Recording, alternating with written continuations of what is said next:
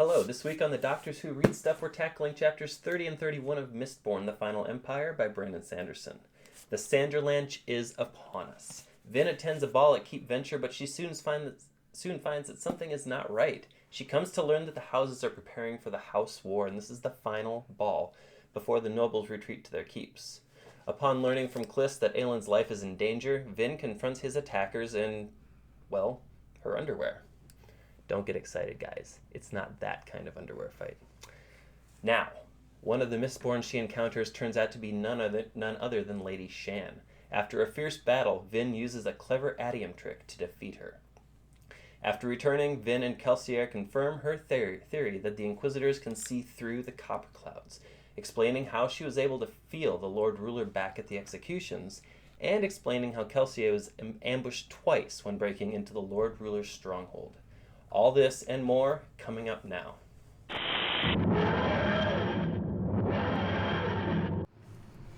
Hello and welcome to the Doctors Who Read Stuff. I am Chris. I'm Chip. I'm Brian. And as we just heard, this is chapters 30 and 31 of Mistborn, The Final Empire. So, this was kind of a crazy chapter. There's a lot going on. There is. Somebody mentioned in our comments section after we posted the last video, or maybe it was 2 videos ago, it's like, you think the Sanderlanche has started. It hasn't. And you, my friend, were not wrong. Yeah. It's crazy. When we were going back and looking at these chapters, I just kind of assumed that some of the action was actually split up even into more than just these 2 chapters. Mm-hmm. But really, there was just so much in chapter 30 alone even. Yeah. And I made the comment, the notes that I took are not as lengthy as some of the other ones, but that doesn't mean a lot didn't happen. Yeah. But we start off with Vin going back to Keep Venture for a ball. She's at another ball, and she's immediately really weird. She notices that, and Sazed picks up on it too. Yeah. And it's interesting because my first thought was like, because she went up to a group and they just immediately dispersed. Well, she noticed that there were haze killers instead of normal guards, and that they had the finest linens out, and everybody was in these just gorgeous dresses. Way more formal. I thought she got outed because in the previous chapters, you had Elend sending spies after her. I thought that they came back and told Straff or somebody that she was not who she said she was. Yeah. So that was I was like, oh crap. They're all avoiding her because they know she's not what she seems. But no, that wasn't it. No. It's just that the houses are getting ready to go to war. Their alliance. And this is going to be the last ball for who knows, foreseeable ever? future. Right. Yeah. Which I thought that was interesting how she kind of came to that realization, this could be the last one ever. And wouldn't that be so sad to see in the future state if this never happens again? Right. Where are all these beautiful people going to go if they don't get together for these festivities? Yeah. Well, and I mean, we're at near the very end of this thing, I think right? we're only 4 or 5 chapters from the end. And just to see her progression and her growth as a character from that very first time we saw her. She's night and day different. Yeah. I mean, she feels very comfortable going to the ball. She kind of likes being in the dresses, but she's very perceptive, too, that this ball's very different from the ones that she's attended previously. So, an interesting part is that she sees Elend sitting down with his father. Family, with his father. Which has never happened. No. So... Yeah, because that's the first thing she does, is kind of seek him out, isn't it? Because she tries to she tries to talk to a couple different groups, and they all kind of just give her the shoulder. Right. And this was before, I think before the spies reported back. So he knows... He suspects that she's a spy, but he thinks for another house at this point, doesn't he? Yeah. So it's kind of interesting where he's like, you know what? I have to be with my family. I need to keep the house together, which is a valid excuse. Yeah, it is. Oh, this is really and the first... that's what he says later on too. It's like he's like, I didn't lie. It is important that I keep my house together. Yeah. So, but this is maybe the first. I don't know, the first time that Elend really has a say in his own future. He's like, I need to start acting like I'm going to be the heir to this house. I need to start acting a certain way. Yeah. And we find out a little bit later that when his friend reports back on what the spies found, that she's holed up in this shop. In this shop, appears and to be a front for something. yeah, and they come to the conclusion that she's like part of a thieving crew, and she's a ska, and he's like. He immediately feels better. He's like, "Oh, good. She's not a spy for a house. She's just trying to rob me." Too. Yeah, and he's like, "Oh, wait, she's a ska, and she's like at the same intellectual level that I am." And so she like, fooled all of us. Right? Yeah. I have so many questions for her now that he was just utterly fascinated with her. All of it, he went from like mistrust and anger to just like curiosity and fascination. Yeah, which baffled his friend, but yeah. Well, I think it's interesting at the ball scene too, where she seeks him out and he approaches her and kind of gives her the reasons for not wanting to be around, but you can tell that he still has feelings for her there, and he's just doing what he has to. But she is absolutely in love with him at this point, right?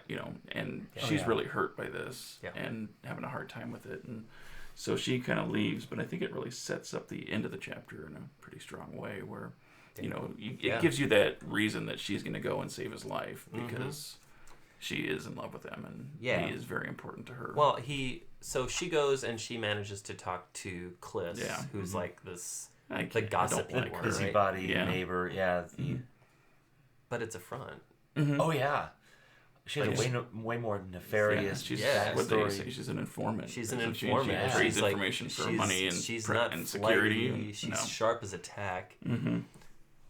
So, I mean, like, she knows that Vin gave her bad false information last time. I mean, so I didn't see that coming at all. No, I didn't either. There was more to her than I expected. But she's able to get out of Kliss that there's going to be an attempt on Elend's life. Yeah. Well, she actually uses allomancy to pull this out of her and soothe her. And then Kliss realizes, oh, you're a Mistborn? Or she doesn't say Mistborn. Or she allomancy. Yeah. I can't. Remember. Yeah, at this point, no one knows that she's still that she is a Mistborn. Everyone, for the moment. I have a feeling like that will end momentarily. Well, we still don't. I don't know. Nobody really saw her. They know there was a third Mistborn in the battle, but I don't think they realized who it was. Yeah. But we'll get to that here in a few minutes. But basically, she finds out that Elend's in danger and she's going to go stop him. And I think Kliss is like, stupid girl. It's already in motion. Yeah. And it's a maze. You'll never get to his room in time. Yeah. And stuff like that. And so that's what But per my little video intro, this is where she like runs outside, strips off the dress to her undergarments. Break out of the keep and then and she like Mistborns her way up to the roof. Yep. And they're where she finds two Mistborn. Right. And then like a coin shot and a smoker and there's like a crew of 5. There are two thugs, 2 coin shots, and 2 Mistborns. Yeah, was that it? Yeah. I wouldn't like to run into them in a back alley. No, but here's the interesting part is we find out one of them is Shan, and we kind of knew that there was something more to her than just like disgruntled ex-fiance, right? So I didn't see this coming, but once I read it, I was like, oh, and then you're like, well, who else that's been attending these balls could be a Mistborn? Yeah. Because there's got to be more. And we even heard it earlier that like Mistborns for the noble houses live dual lives basically. By day they're one thing, by night they're another. So literally anybody that you find potentially innocuous or innocent could be an elementic. Brian could be, Who, me? Yeah. I hadn't thought about that. Yeah. That's a good point. I am not the person Mistborn you're looking He's for. He's not the Mistborn we're looking for. But this is really the first like Mistborn versus Mistborn action. It's not like a stage duel between Kelsier and Vin. The Atium coming into play is interesting. And the way Vin uses that to trick Shan. Yes. That she basically pretends to run out and then flares it back up and takes her out. Because I guess reading it the first time was, and then I went back and took notes, but it just seemed like she's such a natural at this. And I know we've heard that before, but to take on 2 Mistborn and win and to escape with her life seems very unrealistic, from this world. And Kelsier even said so. He's like, you did what? You've been training for 8 months. How did you do that? Right. So is she like the Kwisatz Haderach that, she's the... Right. She's the chosen one of some sort, but so there's something more to her that we haven't uncovered yet, but we knew that there was more. And we find out more clues to that here after she gets back to the club shop, and her and Kelsier end up talking about how she thinks the Inquisitors might be able to see through the copperclouds. Because she thinks she can. Yeah.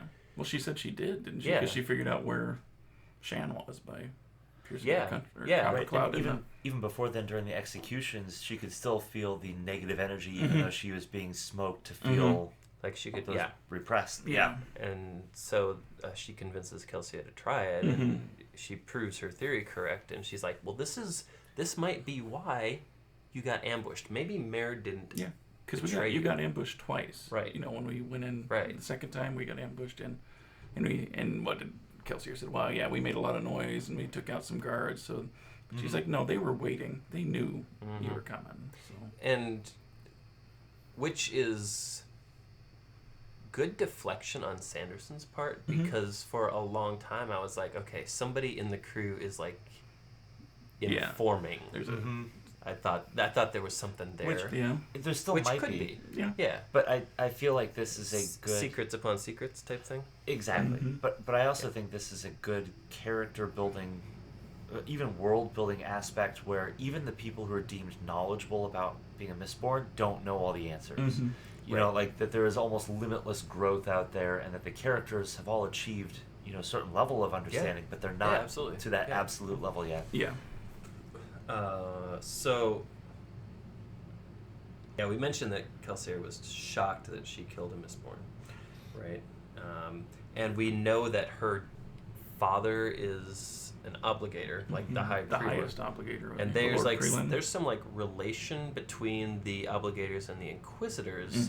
So I'm wondering if she got the ability to pierce a coppercloud from him somehow. I don't know. Maybe she was destined to be a. Here's my theory of the week. Okay, let's hear it. I wonder do you suppose she was destined to be an Inquisitor, but her father as an obligator didn't want her to go through it, and so then abandoned her and left her on her own? Maybe. I don't know. Anyway, does she remember? She doesn't remember her parents, though. She remembers bits of her mother, doesn't she? But we still don't know much about her mother other than what she recalls from what Rena said. And so we don't know how trustworthy is that guy, right? And we don't know that her mother had powers, or if maybe her mother was Terrace. Maybe there was I don't know. But there's something about her. I liked in this chapter too when she kind of confronts the whole crew and just lets them have it, and saying that you don't know anything about being a Sky. You guys aren't Sky. You live this whole life. You've got money. You're basically a nobles without the titles. Right. And she's not wrong. She's not.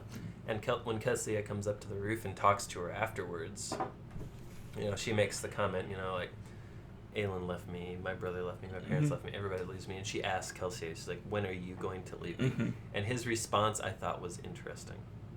He said, and this is from the book, Kelsier looks sorrowful. Vin, I don't know. The job, the plan. She searched his eyes, looking for secrets therein. What are you hiding from me, Kelsier? Something that dangerous? So, like, alluding to the fact that he's got something planned that he's not telling anybody else. Yeah. And I still think he's got an Obi-Wan Kenobi moment coming up. I don't know if it's in this book or sometime in the future, but I think something's going to happen to him, and she's going to kind of inherit everything that he started. Yeah. Sure. And carry on the Jedi tradition and stuff. So. Yeah, I don't know. I mean, it's... the other big thing that happens here is... she reveals the secret about the Atium mines. Oh yeah, she did. She did because she'd been keeping that from him. Yeah, and she felt bad about doing it, but she also kind of like, this is critical. This is critical, and like it was like a weight off her chest when she told him. So she's still kind of torn. Yeah, but doesn't Kelsier promise to do his best to not hurt Elend? Yeah, yeah. But like, I'll try. Yeah, I'll do what I can. But this feels like it's a very key piece of information. So what he does with it, we'll find out at some point here. But probably the next episode. I would hopefully it's in the next couple chapters. But I think he's going to do something with that information because it's Agreed. pretty important because the Atium's a very strong piece of the Final Empire, the Lord Ruler's economy. It's kind of like the economic underpinnings of everything the Lord Ruler set up. It's kind of right? like the carrot that he holds over the nobles to kind of keep them in line. And let's go back to our Dune references again. It's like the spice. Yeah. So, yeah. Yeah. I mean, this is good stuff. I'm excited to keep reading. Yeah. Like, it's harder to put the book down. Yeah, oh yeah. And it's hard to stop, and so I want to keep going. The other part of this, I think it's towards the end, we're getting more Elend point of view passages in the book, which I think is good, which kind of sets him up to be a bigger character, I think, going forward. Agreed. When he meets with his father towards the end of the chapter, and he's talking about, he didn't even know there was an assassination attempt. He just thought there was some weird stuff going on, and so he left the keep with his buddies, and then when he came back, and Straff said, there was an assassination. They were trying to kill you. And he's like, what? Really? And Kliss said it was Straff that was trying to get his son killed. Mm-hmm. Yeah. But I thought it was interesting, too, that he talks about, that there were 3 Mistborn up there, and one seemed to be fighting the other, but, they don't seem to dwell on it. And I think there's a passage in there where I think Straff says that, one of them was killed by a guard. And Elend's like, a simple soldier killed a Mistborn? That I'm not buying. That's weird. Yeah. But Straff's like, it was just a lucky shot and whatever. So, but they kind of brush it off like they don't really want to talk about this. Their other Mistborn being up there, and I don't know what if they're just kind of the way they handle Mistborn is kind of don't look over there. It's because they're leaving these dual lives, and you aren't supposed to know who they are. Sure. But, so I thought that was kind of interesting. It was. And what's the ramification of Shan being killed on at House Venture going to be with the whole house? Oh, yeah. Well, Kelsier said, he's like, that was brilliant to leave the body there. Yeah. Because they're going to think that her house was going to be making the first move, basically. Yeah. So, yeah. Did he say did he tell Elend one of them was Shan? I don't remember. I think he did. I think he did too. Sort of remember that, but I'm not sure, and I didn't write it down. So yeah, that was towards the end of chapter. Yeah, 31. Yeah. I thought he did, but I make things up and I drink things, and it just happens. So next episode we're gonna have chapters 32 and 33. And hopefully we start to get some more of the pieces of the puzzle that we're missing here, right? Because we mentioned at the beginning, Sanderlanche is in full effect. A lot is happening. I think there's going to be some tie-ups. Some arcs are going to kind of get merged or come to a close and things like that as we start to do these things. So I'm interested to see, because there's not a lot of book left, and there's a lot to do. Yeah. Makes me a little nervous. So I don't know. Well, there's 2 other books in this trilogy, and I think 6 in the series. So there might be some stuff that gets left open. Sure. That could be. But there's got to be some. I think when he wrote this one, he might have had the idea of other books. But this is kind of the one. And oftentimes you get like that first novel, and you're like, well, there's no guarantee it's going to be more than one. So I got to wrap some of this stuff up. Yeah. Well, hey. We appreciate you watching. If you click below, you can get to the playlist for all of our Mistborn episodes. And we invite you to check out our social media and go ahead and subscribe if you like what you saw. Thank you for joining us. Allons-y.